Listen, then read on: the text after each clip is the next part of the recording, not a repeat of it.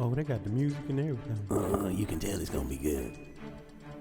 On January 7, 2022, Washington Metropolitan Area Transit Authority issued a staff notice detailing measures being taken to enforce the authority's mandatory vaccination and testing program.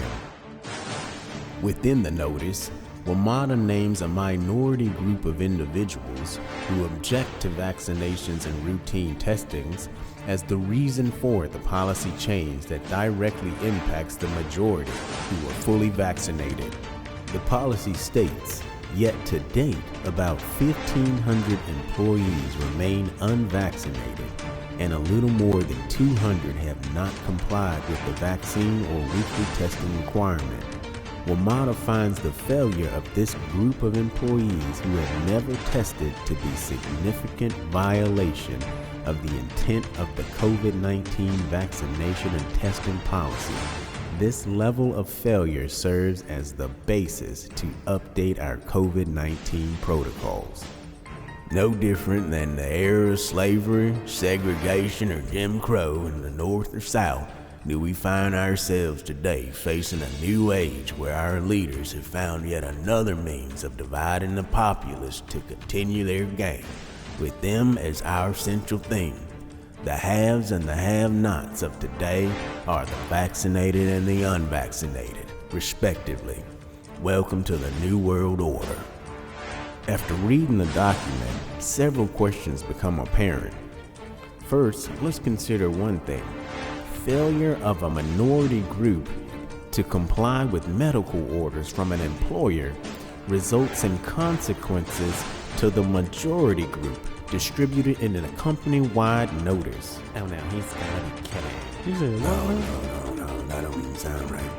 Should an employer single out a minority group for any reason, blaming them for consequences being suffered by a majority? Would such an act lead to employer-established segregation within the hearts and minds of the workforce? Does the strategy even mitigate the risk? And is the risk truly real? Why is Metro still seeking 100% compliance despite the Supreme Court ruling?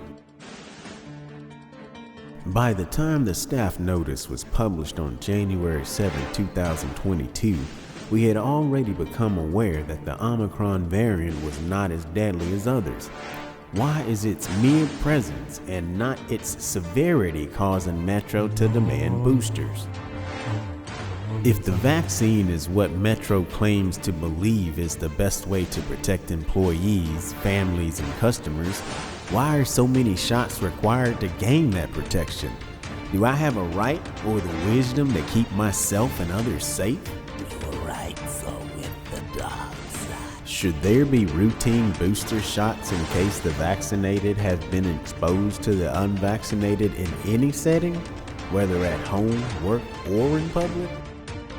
If the unvaccinated pose such a risk to everyone's safety, why ignore this just because tests are not as available as planned? Why not take other actions that lead to the protection of others, such as encouraging social distancing at work, teleworking, or testing temperatures upon arrival to work? In fact, Metro is limiting its measures taken to protect its employees, yet mandating that masks be worn at work at all times. Does wearing a mask for 8 hours per day actually help or harm? In a COVID-19 frequently asked questions publishing, dated 27 August 2021 on page 3, questions 14 and 15 ask specific things about additional measures. Yeah, I just want to know, why aren't we adhering to physical distancing in office spaces, especially when vaccinated people can now spread the virus as well? WMATA's response. The lifting of social distancing is in alignment with local jurisdiction reopening plans. However, additional mitigations are still in place, such as COVID testing and mask wearing.